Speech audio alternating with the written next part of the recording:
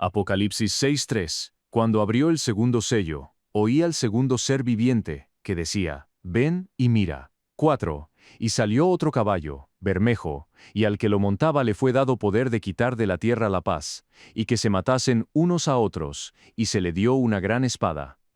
Hola. Hace días hablamos del primer sello y su análisis geopolítico. Quiero que sepas que no estoy profetizando, solo hago un análisis de las cosas según las circunstancias presentes en el mundo. Si no has visto mi video, te invito a hacerlo para que te pongas en contexto de este tema. Pero hoy hablaremos del segundo jinete. Toda la vida se nos ha dicho que es el anticristo quitando la paz del mundo, y no pretendo decirte lo contrario, solo te planteo otro punto de vista. Primera diferencia entre el segundo y el primer sello. La corona. Mientras que al primer jinete se le da una corona, lo que da a entender que es puesto por Dios para cumplir esa labor específica, en el segundo sello no se menciona que se le haya dado ninguna. ¿Por qué?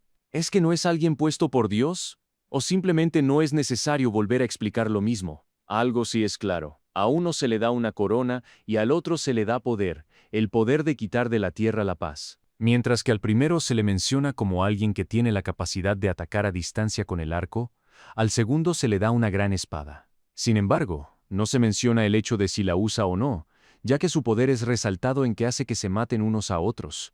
No se muestra que el jinete participe directamente en la guerra quitando él mismo las vidas con su espada. O tal vez lo haga cuando los unos y los otros estén debilitados. ¿A quién se refiere? ¿A un espíritu? ¿O a un líder que apoya la guerra tras bambalinas, suministrando armas muy letales a un bando para debilitar al otro? ¿Quién es el más beneficiado con la guerra? ¿O el más perjudicado? Pues ya lo veremos más adelante.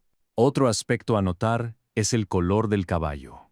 Ya habíamos explicado en el video anterior cómo el caballo representa la maquinaria militar de un ejército, el arma, el poder armamentístico y la forma en que éste puede atacar. Dicho poder y el color del caballo exhiben la intención y el propósito que mueve esa maquinaria militar. Y el color, el bermejo, un tipo de rojo, deja muchas pistas al día de hoy. En Colombia el color rojo significa la sangre derramada, algo que encaja perfectamente con el hecho de que el poder de este jinete es hacer que se maten unos a otros.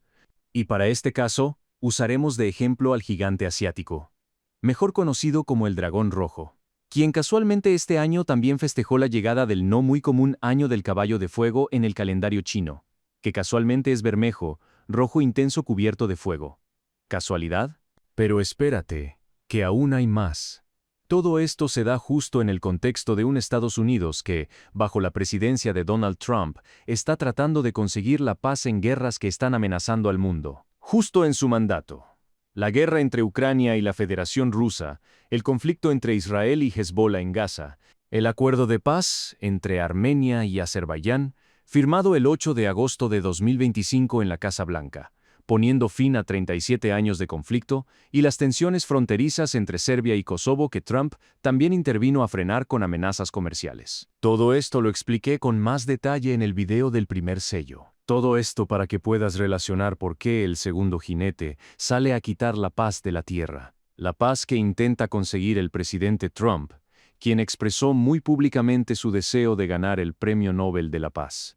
Y no es casualidad que la revista The Economist haya publicado para este año 2026 una portada cargada de símbolos que hoy, viendo todo lo que está ocurriendo, ya no parece análisis periodístico. Parece un mapa. En ella aparece Trump al centro, Xi Jinping al otro lado de una gráfica económica en caída, espadas cruzadas entre ambos, un barco que oculta armamento, una mano esposada frente a la bandera americana y una referencia directa a Irán. Pero hay un detalle que pocos han analizado.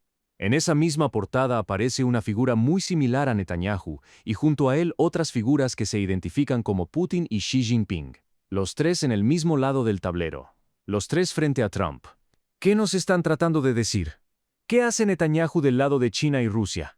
¿Será que traicionará a Estados Unidos? ¿O es Estados Unidos quien traiciona a Israel? ¿O solo es para confundirnos? Pues no lo sabemos. Lo único que sí es cierto es que Ezequiel 38:11-12 dice, y dirás, subiré contra una tierra indefensa, iré contra gentes tranquilas que habitan confiadamente.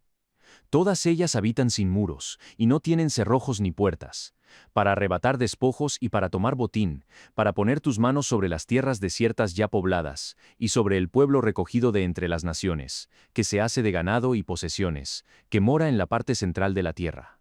Ahora bien, para entender por qué China encaja en el perfil del segundo jinete, hay que entender primero qué pierde China si pierde a Irán. China es hoy el mayor importador de petróleo del mundo. Importa entre 13 y 15 millones de barriles diarios para mantener funcionando su industria, su manufactura y su economía. Y el 90% del petróleo que Irán exporta va directamente a refinerías chinas. No es una relación comercial cualquiera. Es una dependencia vital. Pero no es solo el petróleo. La mitad de todas las importaciones energéticas de China transitan por el Estrecho de Hormuz, ese pequeño corredor de agua entre Irán y Arabia Saudita por donde pasa una quinta parte de todo el petróleo que se mueve en el mundo. Quien controla ese estrecho, controla el oxígeno económico de China. Ahora imagina que ese corredor queda bajo supervisión de la Marina de Estados Unidos, que Irán, el aliado que le vendía petróleo barato sin condiciones políticas, queda neutralizado. Que el Estrecho de Hormuz ya no es territorio hostil a Estados Unidos, sino todo lo contrario. ¿Qué le queda a China? Le quedan aproximadamente 120 días de reservas petroleras. 4 meses. Después de eso su industria empieza a detenerse. Sus fábricas reducen producción. Los bienes que el mundo entero consume y que se fabrican en China dejan de llegar. Y su economía, que durante décadas creció a un ritmo que asombró al mundo, empieza a asfixiarse. Pero hay algo aún más profundo que el petróleo. Si Estados Unidos consolida la paz en Medio Oriente bajo sus propias condiciones, China no solo pierde su proveedor energético, pierde su independencia estratégica. Porque a partir de ese momento, para recibir el petróleo que necesita para crecer, necesita el permiso, o al menos la tolerancia de Washington. Su crecimiento económico deja de depender de su propia capacidad productiva y pasa a depender de las condiciones que imponga el país que controla las rutas energéticas. Y aquí está el punto que muchos no ven claramente. China no se opone a la paz en Medio Oriente porque sea enemiga de la paz. China se opone porque esa paz específica, la que está construyendo Estados Unidos, la deja enjaulada. No es lo mismo la paz que se construye entre iguales que la paz que impone el más fuerte. La primera crea equilibrio, la segunda crea dependencia. Durante 30 años, China construyó su influencia global precisamente para evitar este escenario. La ruta de la seda, los puertos en África, las inversiones en América Latina, la alianza estratégica con Irán. Todo diseñado para tener salidas alternativas si algún día Estados Unidos intentaba cerrarle el paso. Y hoy todas esas salidas están siendo cerradas simultáneamente. Irán neutralizado, Venezuela con Maduro fuera del poder, el acuerdo Armenia-Azerbaiyán que crea un corredor bajo control americano que evita tanto a Rusia como a Irán, el Estrecho de Hormuz vigilado por la Marina americana, China rodeada por todos los flancos sin haber disparado un solo tiro.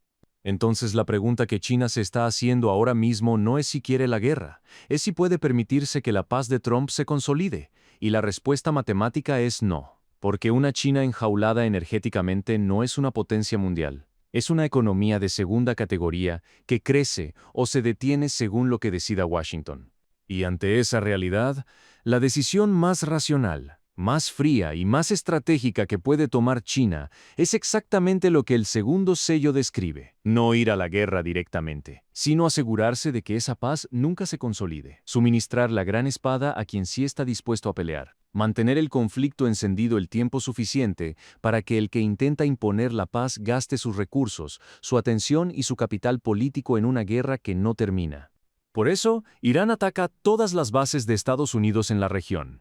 Solo quiere debilitar al enemigo más cercano de su aliado. China no necesita ganar la guerra, solo necesita que Estados Unidos no pueda ganarla completamente,